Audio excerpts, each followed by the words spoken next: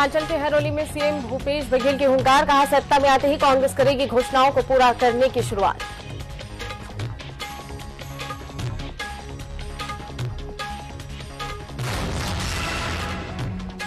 भानुप्रतापपुर में कांग्रेस प्रत्याशी पर मंत्री चौबे का बड़ा बयान, कहा नाम पर अंतिम मुहर चुनाव समिति के फैसले के बाद।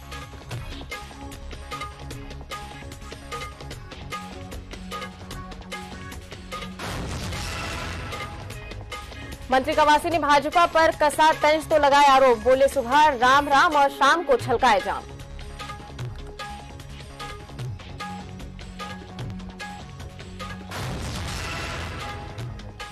मध्य प्रदेश में शहडोल से कांग्रेस के मिशन 2023 का आगाज, कमलनाथ ने कहा कि पीएम सीएम जिस स्कूल के छात्र कांग्रेस ने रखी थी उसकी नींव।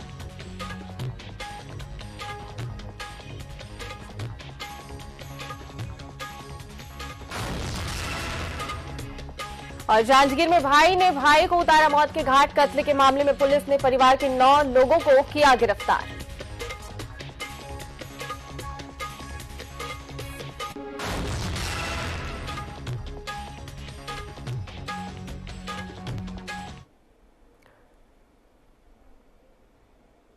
नमस्कार, न्यूज एट 5 में आपका स्वागत है। मैं हूं आपके साथ लीना।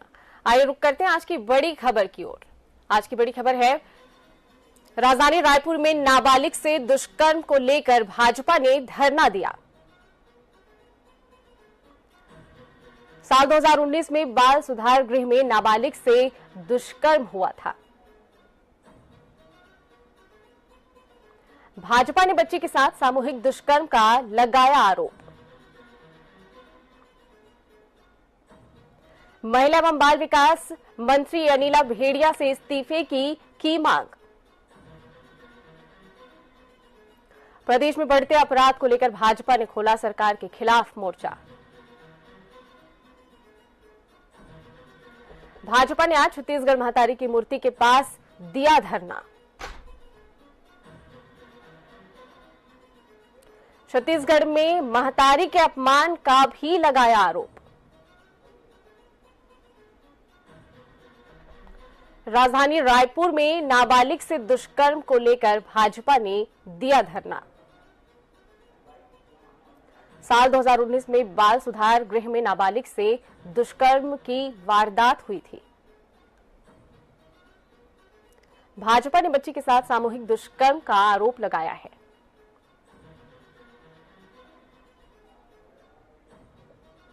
महिला एवं बाल विकास मंत्री अनिला भेड़िया से इस्तीफे की लोगों ने मांग की है। लगातार बढ़ते अपराध को रोकने के लिए भाजपा ने सरकार के खिलाफ मोर्चा खोला है। रायपुर कलेक्ट्रेट परिसर के सामने लोग धरना पर बैठे हैं। भाजपा के बड़े लोग भी शामिल हैं। छत्तीसगढ़ की महातारी के अपमान का भी आरोप लगा रहे हैं। लगातार बढ़ते दुष्कर्म की वारदातों पर अंकुश लगाने राजधानी रायपुर में नाबालिग से दुष्कर्म को लेकर भाजपा धरना दे रही है। आपको बता दें, साल 2019 में बाल सुधार गृह में नाबालिग से दुष्कर्म की वारदात को अंजाम दिया गया था।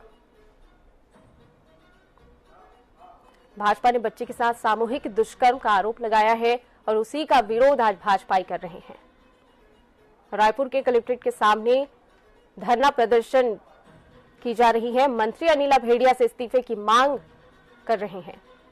प्रदेश में बढ़ते अपराध को लेकर भाजपा ने सरकार के खिलाफ मोर्चा खोला है।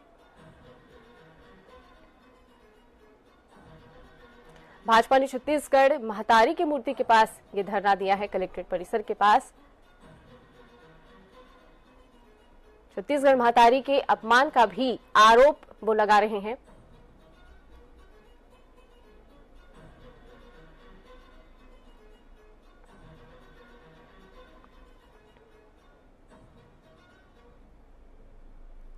अब देखते हैं खबर विस्तार से। मुख्यमंत्री भूपेश बघेल आज छत्तीसगढ़ लौट रहे हैं। इससे पहले उन्होंने हिमाचल के हरौली में जनसभा को संबोधित किया। सीएम बघेल ने कहा कि कांग्रेस अपने किए हर वादे को निभाने के लिए तैयार रहती है। मुख्यमंत्री भूपेश बघेल ने हिमाचल की जनता को विश्वास दिलाया कि कांग्रेस ने घोषणा पत्र में जिन बातों को शामिल किया है उसे सत्ता में आते ही पूरा किया जाएगा। सीएम बघेल ने कहा कि कांग्रेस ने 15 सालों के लंबे इंतजार के बाद छत्तीसगढ़ की सत्ता को हासिल किया और अपने वादों को पूरा करने की शुरुआत शपथ ग्रहण के तत्काल बाद ही शुरू कर दिया था। हिमाचल में भी कांग्रेस इसे दोहराएगी और परिवर्तन के साथ ही हिमाचल में बदलाव की बयार बहने लगेगी।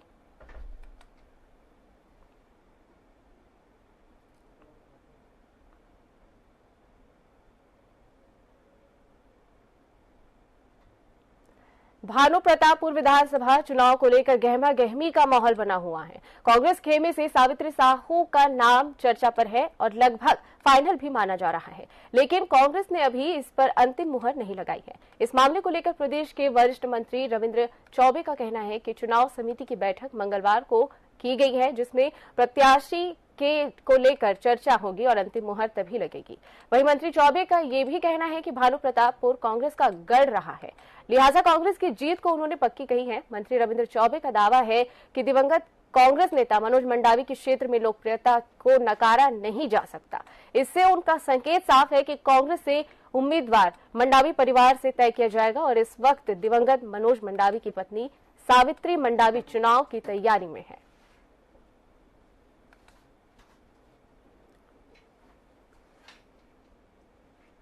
निश्चित रूप से हमारा बजट लगभग 1,10,000 करोड़ का पिछले बार हम लोगों ने प्रस्तुत किया था।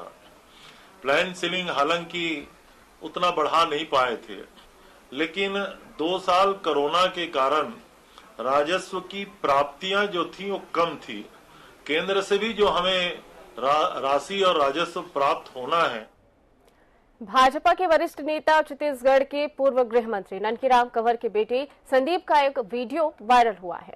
इस वायरल वीडियो को लेकर प्रदेश के आबकारी मंत्री कवासी लखमा ने भाजपा पर तंज कसा है। मंत्री लखमा का कहना है कि भाजपा में ये नियम है, सुबह सुबह राम राम और शाम को 2-2 पैग। ये कहते हुए मंत्री कवासी लखमा ने छत्तीसगढ़ में भाजपा नेताओं को एक साथ समेटने का प्रयास किया है। इस वायरल वीडियो की आड़ लेते हुए मंत्री लखमा ने प्रदेश में शराबखोरी की बढ़ी लत को लेकर भी भाजपा पर हमला बोला है। मंत्री लखमा का कहना है कि भाजपा ने अपने स्वार्थ की खातिर प्रदेश में नशेड़ियों को पनपने का मौका दिया है।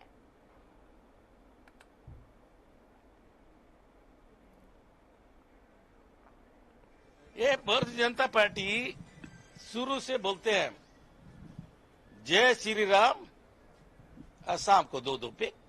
ये कोई छिपा हुआ बात नहीं है। ये भगवान को नहीं छोड़ते तो जनता को कहां छोड़ेंगे। विधानसभा में नेता प्रतिपक्ष नारायण चंदेल ने कहा कि 11 नवंबर को दयालबंद से नेहरू चौक तक आयोजित भाजपा महिला मोर्चा की महतारी हुंकार रैली शराबबंदी, महिलाओं पर अत्याचार जैसे ज्वलंत मुद्दों को लेकर है। ये काफी पहले से तय है, हम विपक्ष में हैं। इस नाते सरकार की कमी खामियों को जनता के सामने लाने का संवैधानिक अधिकार है। छत्तीसगढ़ में इमरजेंसी नहीं है, प्रशासन पूर्व निर्धारित रैली को अनुमति दे। इस मामले में टकराव नहीं होना चाहिए। प्रशासन वक्त की नजाकत को समझे। 11 महीने बाद पूर्ण बहुमत के साथ हमारी सरकार बन सकती है।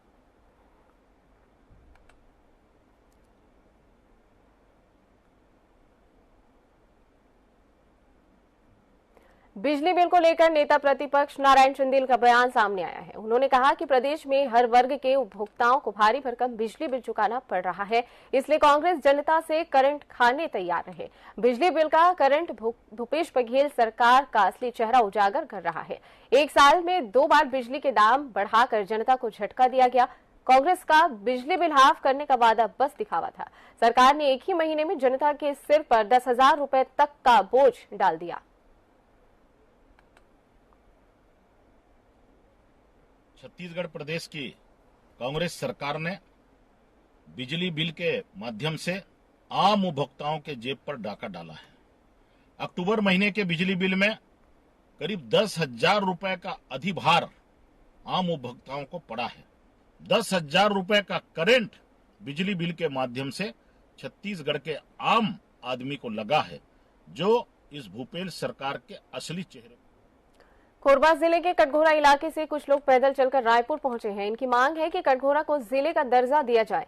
ये मांग लेकर कटघोरा के स्थानीय लोगों ने 210 किलोमीटर का सफर तय किया है। करीब एक सप्ताह तक पैदल चलकर, सड़क किनारे रात बिताकर और मुश्किलें झेलकर ये लोग रायपुर पहुंचे। रविवार को इन्हें सीएम भूपेश बघेल से मुलाकात करने का प्रयास किया, मगर मुलाकात नहीं हो सकी।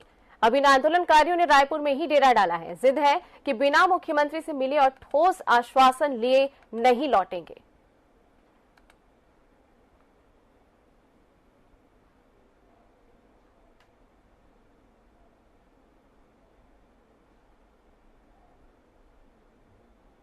और यहां रुकेंगे छोटे से ब्रेक के लिए।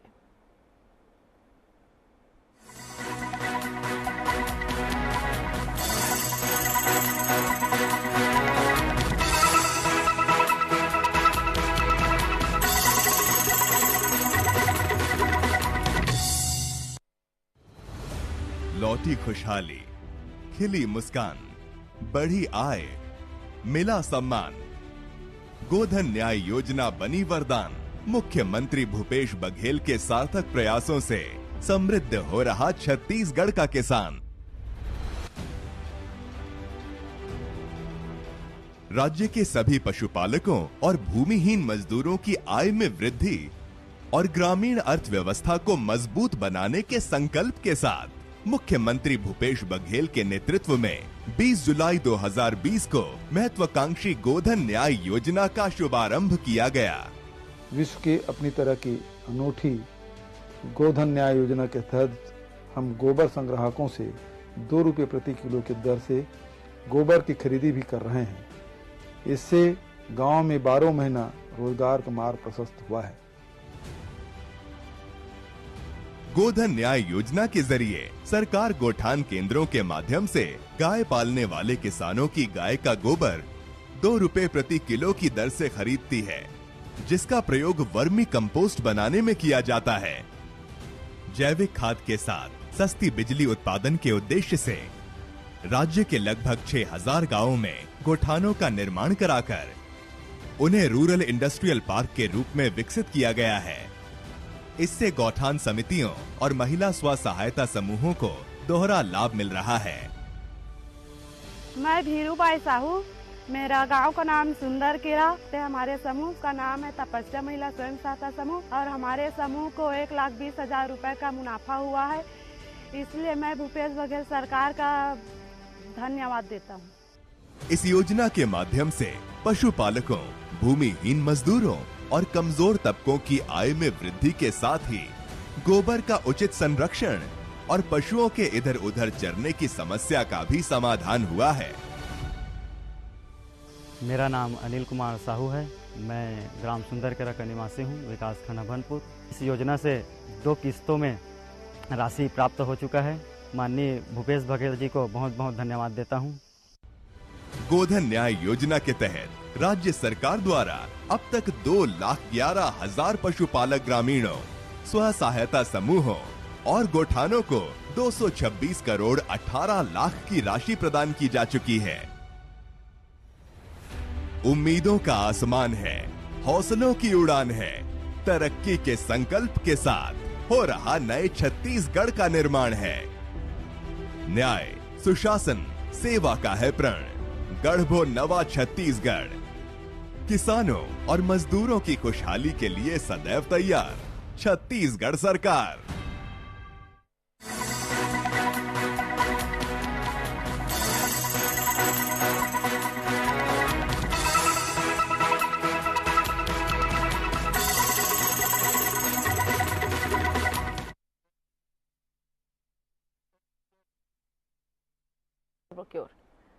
राजधानी रायपुर में अंतर्राष्ट्रीय कथावाचक पंडित प्रदीप मिश्रा का गुढ़ियारी क्षेत्र में हांडी मैदान में शिव महापुराण कथा का भव्य आयोजन 9 नवंबर को होगा। इस आयोजन को सभी जाति, धर्म और संगठन के लोगों ने समर्थन दिया है। गुढ़ियारी में होने जा रहे इस आयोजन के मुख्य आयोजक बसंत अग्रवाल और उनकी पूरी टीम लगातार 2 महीने से तैयारियों में लगी हुई है। आयोजन के लिए लगभग 5 लाख वर्ग फुट में विशाल पंडाल तैयार किया गया है।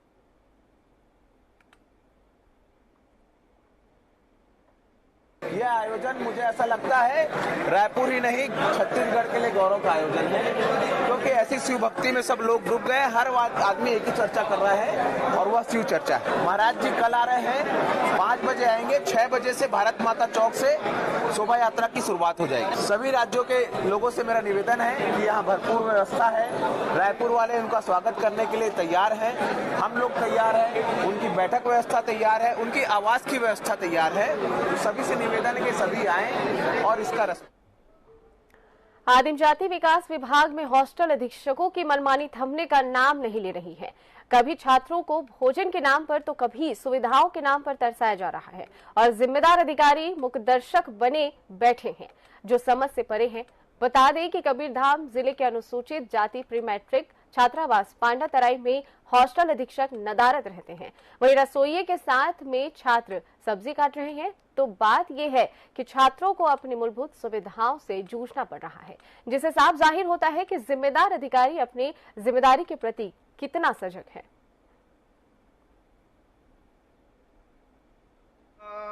नाश्ता मिलता है? नहीं मिलता है। नहीं मिलता है। दोपहर में भोजन कितने समय मिलता है? 1 बजे। 1 बजे। उसके बाद शाम कितना बजे? 4 बजे। 4 बजे। और अंडा वगैरह, मुर्गा वगैरह खिलाते हैं?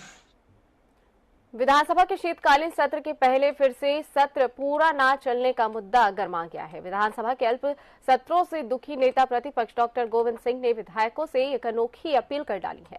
उन्होंने कहा है कि मैं प्रदेश के विधायकों से अनुरोध करना चाहता हूं कि असत्य घोषणाओं करने के लिए मुख्यमंत्री शिवराज सिंह चौहान का सम्मान करना चाहिए और मैं भी इस सम्मान में सहभागी रहूंगा। गोविंद सिंह ने कहा कि मैंने आम जनता के बीच घोषणा की थी कि वर्षकालीन सत्र में हम सरकार के घोटालों का पर्दाफाश करेंगे और उसका हिसाब किताब रखेंगे। नेता प्रतिपक्ष गोविंद सिंह ने कहा कि बीजेपी के 18 साल में एक भी विधानसभा सत्र पूरा नहीं चल सका है।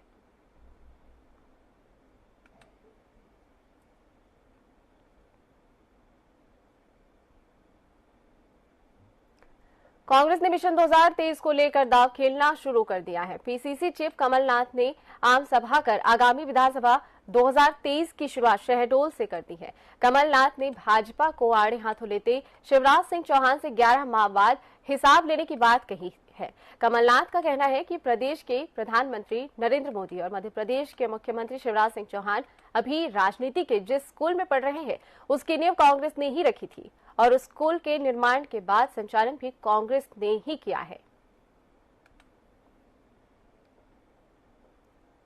शिवराज सिंह ने 20,000 घोषणाएं करी हैं पिछले 18 साल में। जहां जाओ शिवराज जी घोषणा करते हैं, जहां नदी नहीं होती वहां पुल की भी घोषणा कर देते हैं। ये शिवराज सिंह जी है। ये तो झूठ को खजुराहो सांसद और भाजपा प्रदेश अध्यक्ष विष्णुदत्त शर्मा ने पन्ना सेंट्रल स्कूल का जायजा लिया। इसके बाद उसे अपग्रेड किए जाने का निर्देश भी दिया है। इस दौरान उन्होंने बच्चों से भी बात की और उनके सुझाव के बाद शर्मा ने स्कूल में स्मार्ट बोर्ड लगाने, सांस्कृतिक कार्यक्रम के लिए स्टेज बनवाने, सीसीटीवी कैमरा लगवाने के साथ ही बेहतर प्लेग्राउंड और स्टाफ की कमी को पूरा करने के भी निर्देश दिए हैं। वहीं शर्मा ने बच्चों से अपील की है कि अपने जन्मदिन पालकों के साथ वृक्षारोपण कर मनाएं।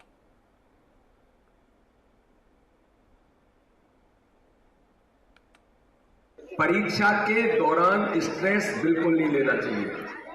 इसलिए जो साल भर हमने पढ़ाई की है, वर्ष भर, ये मेमोरी के अंदर आप रिमाइंड करिए। वर्ष आप परीक्षा के दिन छोड़िए और हमारी किताबें बंद करा दीजिए। तो हमको बड़ा डर लगता था कि इन्होंने तो बंद करा दिया, कल गड़बड़ नहीं हो जाए, क्या करेंगे। तो वो कहते थे कि जो साल भर हमने पढ़ाई किया है उसको आप कंसंट्रेशन के साथ परीक्षा दीजिए तो आपको अपने आप रिकॉल होता है। ये हड़बड़ी करने से, किताबें पलटने से बार बार इससे बहुत अच्छी मेमोरी नहीं बनती। इसलिए जिस दिन परीक्षा है उस दिन पुलिस को हत्या के 9 आरोपियों को गिरफ्तार करने में सफलता मिली है। सारागांव पुलिस ने चंद घंटे में आरोपियों को गिरफ्तार किया है। हत्या के मामले में मनोज सूर्यवंशी, विनोद सूर्यवंशी, दिलीप, अंबिका, सविता, राजेश, भुवनेश्वर, बुद्धेश्वरी, प्रताप सूर्यवंशी शामिल हैं। जमीन पर ईंट मिट्टी रखने की बात को लेकर इस घटना को अंजाम दिया गया था। घटना में भाई ने ही भाई को मौत के घाट उतारा था। आरोपियों को न्यायिक रिमांड में भेज दिया गया है।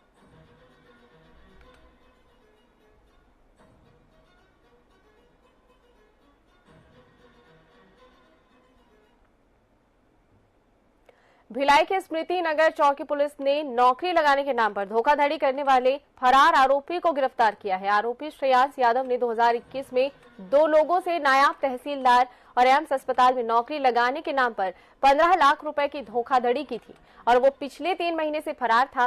पुलिस रात्रि चेकिंग के दौरान आरोपी गिरफ्त में आया। बता दें, इस मामले का एक आरोपी अभिजीत सिंह 3 माह पहले ही गिरफ्तार हो चुका है।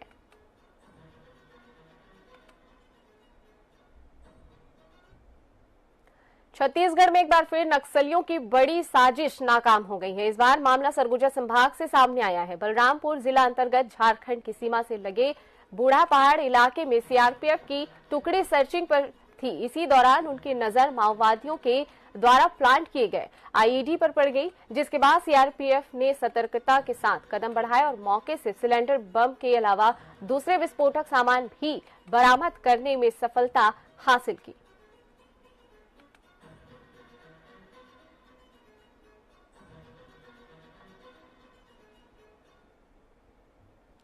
3 साल पहले मंदिर हसौद थाना इलाके के परसदा में देवेश जांगड़े नाम के युवक की हत्या हो गई थी, जिस मामले का पुलिस ने खुलासा कर दिया है। 3 आरोपी चंद्रशेखर जांगड़े, अमन और कमलेश जांगड़े ने मिलकर देवेश की हत्या को अंजाम दिया था। पुलिस के मुताबिक मृतक देवेश क्रिकेट स्टेडियम में गार्ड का काम करता था।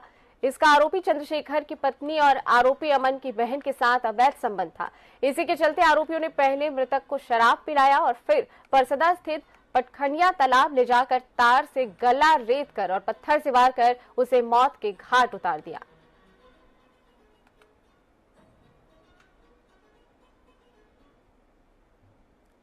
राजधानी रायपुर से लगे बिरगांव के बाबू की हत्या कर उसकी लाश को दफन करने के मामले में नया खुलासा हुआ है। इस मामले में पुलिस ने 3 आरोपियों को गिरफ्तार किया है। पुलिस के मुताबिक फिरोज खान और विश्वनाथ ने करीम खान के कहने पर बाबू की हत्या कर लाश दफना दिया था। पुलिस ने जांच में नए आरोपी रामराव और गुड़ियारी के सोमेंद्र उर्फ सोनू के खिलाफ पुख्ता सबूत मिले हैं। थाना उरला में जो बाबू की हत्या के मामले में अपराध 302 का दर्ज किया गया था, उसमें पूर्व में 3 आरोपियों की गिरफ्तारी की गई थी, किंतु उसमें कुछ नए तथ्य सामने आए थे। उन तथ्यों के आधार पर जो है रामाराव को गिरफ्तारी की गई है और रामाराव ने पूछताछ पर बताया कि जब हत्या हुई थी बाबू की, उस समय 2 की जगह वहां पर 4 आरोपी मौजूद थे, जिसमें जो चौथा आरोपी सोमेंद्र बघेल है वो 307 के मामले में, गुड़ियारी के मामले में जो है जेल में बंद है और उसका प्रोडक्शन वारंट लेकर उससे भी पूछताछ की जाएगी। बेसिकली जब हत्या हो गई थी, हत्या होने के बाद गड्ढा खोदकर उसे गड़ाने में इन 4 लोगों ने जो है मदद की थी उसमें। तो इन 4 जो पूर्व में 2 आरोपियों की गिरफ्तारी की जा चुकी है, तीसरे आरोपी की गिरफ्तारी आज हुई है, चौथे आरोपी की गिरफ्तारी। न्यूज़ 8 में फिलहाल इतना ही। बने रहे टीवी 24 के साथ। नमस्कार।